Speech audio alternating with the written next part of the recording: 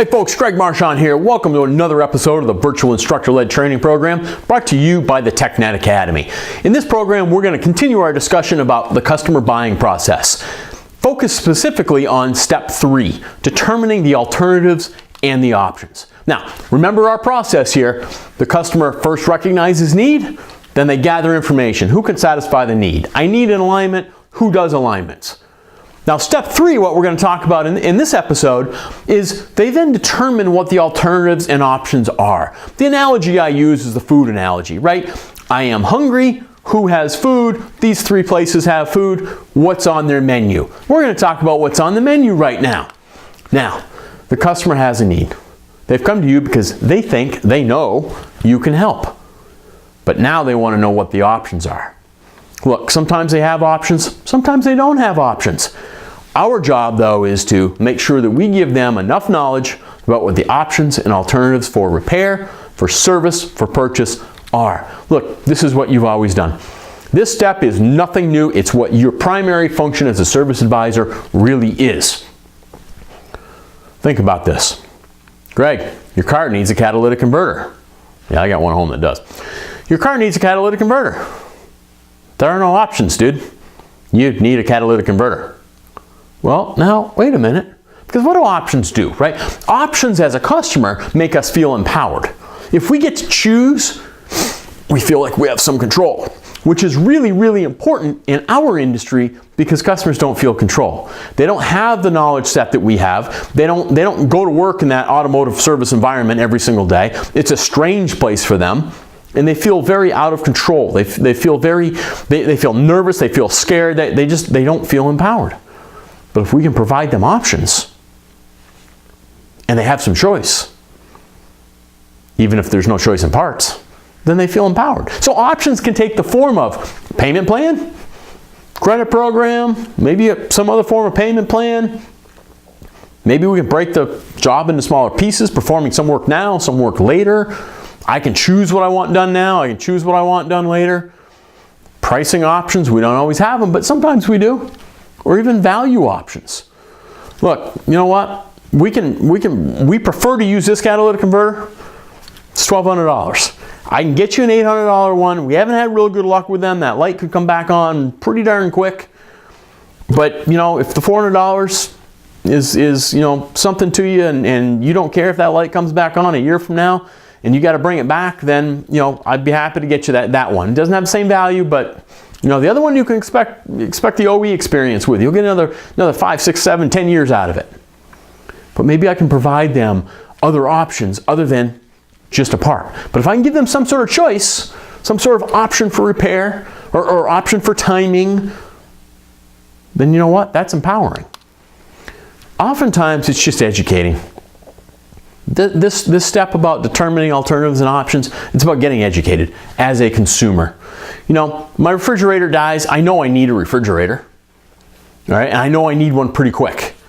All right, so who sells refrigerators? All right, I got 2 appliance stores near me. Oh, maybe 3 if you count that used appliance guy. I'm not going to use him. All right, so of these other 2, what am I going to do? I don't know. They probably all sell the same stuff, so I'm just going to pick one. So I have a need, I've gathered some information about who can satisfy the need, and then I show up and they've got a dozen different refrigerators. Well, I really need to be educated about the refrigerators, right? What are my choices? Which ones are Energy Star? Which ones are the dimensions that fit into my kitchen? Which ones have the freezer on the bottom versus the freezer on the side versus the freezer on the top?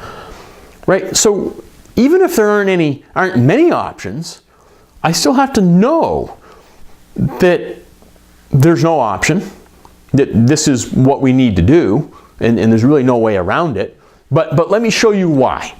Let me show you what the component is. Let me show you what went wrong with it. Let's talk about how this happened. And by educating the customer on the need, you can take the focus away from the options sometimes, if there aren't any options. If they understand what they're getting, and they understand why they're getting it, maybe that'll suffice for options. So really, this is about the education process. How does a customer know what the alternatives or the options are? How do they know what needs to be done? Well, Look, in my way of thinking, there's only one answer. They ask you. But that's my way of thinking, and I'm wrong.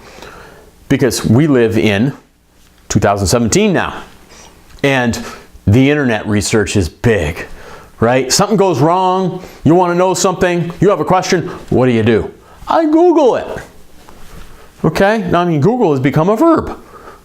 So there's internet research. Now, I know we all hate it, but look, as consumers, we do the same darn thing. We just might not do it in the automotive business, but we do it with everything else. You don't think other people hate it? We do it. So let's stop worrying about YouTube and Google and all that other stuff, okay? We can laugh and joke about it, but let's not focus on it. Maybe we ask friends and family about what the options are. Oh, dude, I need new tires. What do you have on your truck for tires? You like those things?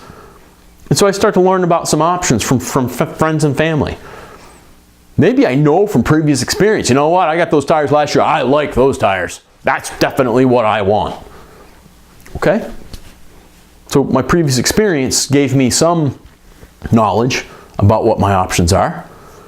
But really, I want them to rely on you, the salesperson, the service advisor, to know what the options are. Because it's your job to stay on top of these things. It's your job to know what the most valuable options are. To know what option will deliver the biggest value for me, for how I use the automobile, for what concerns me the most, for what my priorities are. Because previous experience may or may not be good. Friends and family may or may not give me good options. Internet research, we all know about that. You know, that's 50-50, 60-40. Because some of these options can be trouble, right? Because if I draw a conclusion from previous experience and I go, hey, last time I had that noise, it was a... Now I'm thinking in a different direction than it may really be. You know, the friend option, oh, that's what happened to me and this is what it was. So now I show up at your door and I'm going, well, I know what this is because Joe told me it was. Or the famous I read, I saw, whatever it may be. If I have set my expectations or my knowledge base for alternatives and options as a consumer based on one of these, now you have a job to do. Because you have to patiently educate and create some consistency. All right, you can't get upset, you can't get angry, you can't get testy, you can't get annoyed. Because I walked in and I said, hey, I saw on YouTube, or you know what, I Googled this and here's what people are doing and I've got a code reader and I pulled this code. Fine. Don't hate me for it. Because dude, you do the same darn thing. All right, so let's not hate the customer for it, but let's educate. Oh, cool. What YouTube video did you see? You know, and maybe we take a look at it together. Or maybe I just act interested and I never even really go look at it. But I say, all right, so here's the situation. So as much as I appreciate that you did the research and I have complete faith that you've done everything you said that you do, our policies and procedures here are, even if we get a vehicle from another shop, from a dealership for diagnosis, we begin the diagnosis from the very beginning. Okay, so you know, if you want me to take your word that this is what the part is and just put that part in, then you know, I'm willing to do it. Here's what it's going to cost. But there are no warranties and there are no, you know, no expectations other than we just put that part in. If you want us to ensure that it's the right part and the right diagnosis, that's what we do best. And honestly, it doesn't matter if it's from you or from a master technician at a dealership. This is what our technicians are trained to do. So can I go ahead and do that diagnostic for you today, just to make sure that this is the component that we need? Here's what it'll cost you, $89.95. All right, we've got to educate. We can't get testy. We can't get grumpy about it. We have to educate, and we have to do so consistently. The best option is you, really. And the majority of your customers, folks, they use you for this, right? A majority of your customers don't walk through the door and say, hey, I Googled it, I know what's wrong here, can you do it? Don't focus on them then. Don't focus on the minority. Focus on the majority. You're going to be even better for that customer if you really do know and have some options available. But how do you know what the options are? You got to know. Look, most of the time, it comes from your technicians. For better or worse, it comes from your technicians. Now, I want to trust your technicians. As a former technician, I wanted you to trust me. Most of the time, it was me that was giving you the options. But remember this. Technicians, including me, tend to think in very certain terms. It's broken, it needs to be fixed. I need to use the best quality part because I don't want any comebacks. It's this, not that. It's very black and white. They may not think in options. They may not be option thinkers. You may have to come to them and say, all right, Greg, it needs control arm bushings. I understand this is the labor. I understand these are the parts. Do we have any other options in terms of timing? Can we go another 4 weeks with this? If I schedule an appointment for 4 weeks so that I sell the whatever today, if I get that timing belt that you said it really needs today, if I get that, can we push the control arms out for 4 weeks, in your opinion?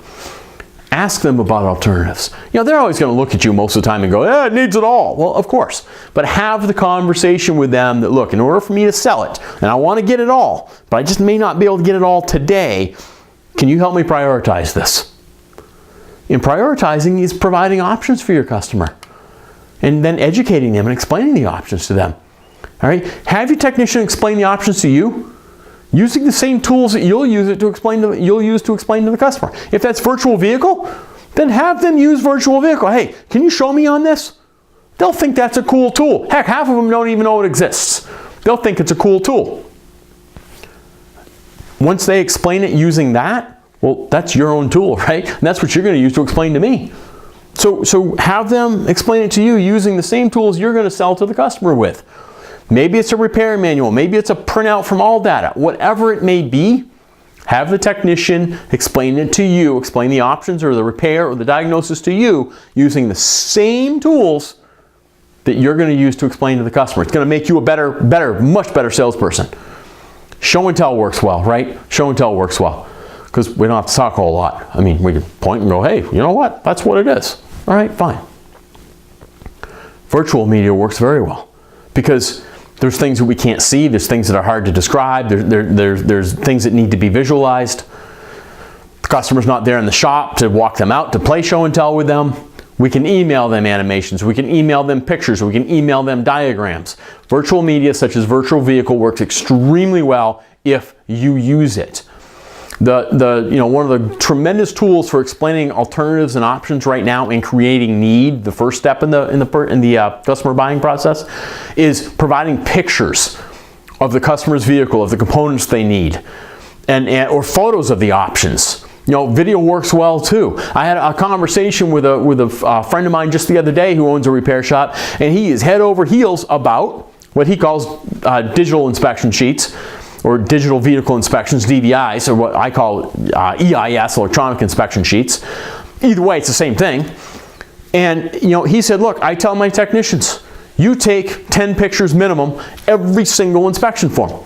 10 pictures minimum every single inspection form. Here's what you take pictures of at a minimum. The dash, seatbelt on, key on, engine running, so we know what lights are on and what lights are not on.